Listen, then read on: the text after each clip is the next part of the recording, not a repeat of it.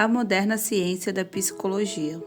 É uma falácia que a psicologia se fundamenta em fatos, nos moldes da neurologia ou da fisiologia. Nada poderia estar mais longe da verdade, conforme foi claramente demonstrado por Dave Hunt. No início de dezembro de 1985, 7.000 pessoas, 3.000 pessoas foram rejeitadas por falta de espaço, se reuniram em Phoenix, Arizona, para a Evolution of Psychotherapy Conference, conferência sobre o avanço da psicoterapia. A prestigiosa convenção, anunciada por seus organizadores como o maior encontro de todos os tempos sobre a prática da psicoterapia, atraiu participantes de 29 países. A marca registrada do evento foi a presença de mestres da área ainda vivos, como Carl Rogers, Rollo May, Ord Lang, Joseph Pope, Albert Ellis, Bruno Berenheim e Thomas Schacht. A convenção apresentou uma estranha dicotomia. Por um lado, uma lamentável demonstração de confusão e contradição. Por outro, em aparente cegueira quanto à falência da profissão, estava o plano otimista e competitivo dos participantes para influenciar um público ingênuo e ansioso para encontrar nos psicoterapeutas as respostas que obviamente não possuem. A escritora Anne Japenga,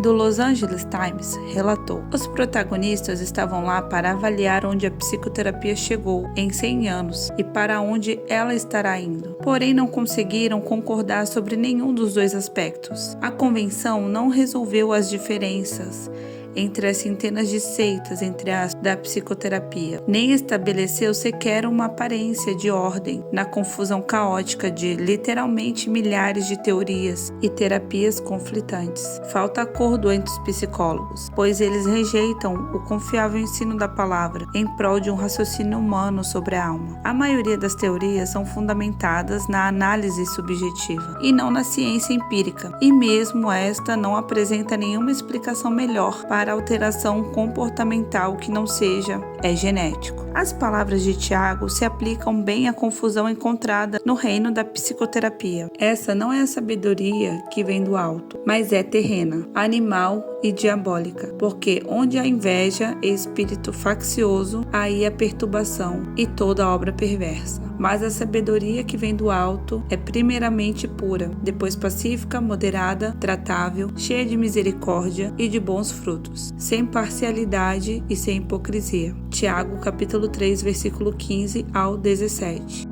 A verdade é que o campo da psicologia não é nada além de um atoleiro de teorias confusas e conflitantes sobre como levar conforto emocional ao ser humano. Esses pseudo-especialistas nunca entenderão o verdadeiro caminho para a felicidade interior, pois não estão dispostos a se humilhar diante de Deus. Consequentemente, eles seguem apalpando na escuridão da Babilônia, em uma tentativa vã de chegar a alguma conclusão que soe como uma resposta plausível aos problemas do homem. Podemos realmente esperar que homens ímpios como Sigmund Freud, Carl Jung ou Carl Rogers, abertamente avessos ao cristianismo, possam fornecer soluções para as batalhas enfrentadas pelo servo do Senhor? Se a solução para as necessidades dos cristãos está nas mãos deles, por mais contraditórias que sejam, porque Deus não as revelou a homens piedosos. Jesus Cristo transforma pessoas há mais de 2.000 anos, porque de repente a igreja deve rastejar para o mundo ímpio em busca de solução para os problemas das suas ovelhas. A Bíblia afirma que o Senhor nos deu tudo o que diz respeito à vida e piedade, 2 Pedro capítulo 1, versículo 3, e que somos perfeitos nele, Colossenses capítulo 2, versículo 10. O que falta para acreditarmos nessas promessas? Um exemplo típico da fé em psicólogos, em vez de em Deus, pode ser visto no seguinte trecho de um artigo da Christianity Today. Cristianismo hoje. As mulheres viciadas em pornografia precisam do acompanhamento de um terapeuta cristão. A pior coisa que se pode fazer é exortá-las a orar mais ou a pedir ajuda a Deus. Elas já fizeram isso a ponto de chegarem ao desespero. Não se engane, essa é a voz da escuridão camuflada em palavras amigáveis de um profissional. Ela apela à lógica humana, ao senso comum e à história passada, em vez de encorajar a fé em um Deus poderoso e compassivo que pode e vai libertar as vítimas da escravidão. Algo que presenciei incontáveis vezes ao longo de mais de 30 anos de ministério. Essa voz também oferece duas opções claras aos cristãos. Vocês colocarão a sua confiança na sabedoria secular ou obedecerão ao Senhor e confiarão nele? Porque a palavra da cruz é loucura para os que perecem, mas para nós que somos salvos é o poder de Deus. 1 Coríntios capítulo 1, versículo 18. O melhor dos dois mundos, ou o conflito de religiões rivais. Os principais defensores da psicologia cristã, entre aspas, afirmam que eles têm sido capazes de integrar as poderosas verdades das Escrituras com as da psicologia, sem aderir aos ensinamentos simplistas, bíblicos, nem à falta de discernimento espiritual da psicologia secular. Eles afirmam que podem fornecer aos seus seguidores o melhor dos dois mundos. Imagine só, à primeira vista, esse raciocínio parece fazer sentido, porém, basta um olhar sincero abaixo da superfície para logo perceber que isso é impossível. Não é possível combinar as verdades da palavra com o engano da psicologia, bem como não se pode integrar o cristianismo ao hinduísmo. O conflito entre as duas premissas básicas e suas diferenças é irreconciliável. O que alguns chamam de aconselhamento cristão não passa dos mesmos velhos ensinamentos da psicoterapia, disfarçados por um fino verniz das Escrituras. Versículos são retirados do contexto para evidenciar o apoio bíblico a essas teorias. Dr. J. Adams responde assim a essa linha de raciocínio. Você pode ter certeza de que a existência de dois aconselhamentos opostos não é o resultado da graça comum. Deus não pode ser acusado de tal contradição. A graça comum não é responsável pelos falsos ensinamentos de Freud. O homem não é responsável por seu pecado. Rogers. O homem é essencialmente bom e não precisa de ajuda externa. Ou mesmo Skinner.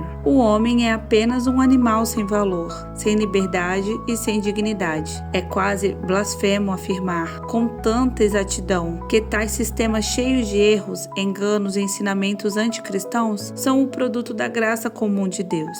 Imagine o Senhor, em sua graça, por meio desses sistemas ensinar que os problemas humanos podem ser resolvidos fora de Cristo. É um erro achar que Freud, Rogers e dezenas de outros especialistas são os grandes benfeitores da igreja, quase cristãos com os quais podemos aprender muito. Não, devemos enxergar com clareza que eles vendem mercadorias do inimigo e são agentes dele. Eles fornecem sistemas, conselhos e um modo de vida oposto à verdade bíblica. Suas opiniões não são alternativas complementares, mas definitivas. Eles mesmos, com certeza, veem esse fato com bastante clareza e não escondem isso. Dizem abertamente não haver espaço para Deus ou para a Bíblia. Como alguns cristãos não enxergam tal fato? Em última análise, a resposta a essa pergunta é: os cristãos são enganados na aceitação do pensamento pagão e da prática terapêutica quando não pensam teologicamente. Dave Hunt chegou a essa mesma conclusão quando começou a investigar a psicologia na igreja. Apesar da incapacidade de fornecer ajuda duradoura, as psicoterapias tornam-se parte da vida, como a maternidade e o bolo de chocolate. Consequentemente, o cristão comum não percebe que consultar um psicoterapeuta é o mesmo que se entregar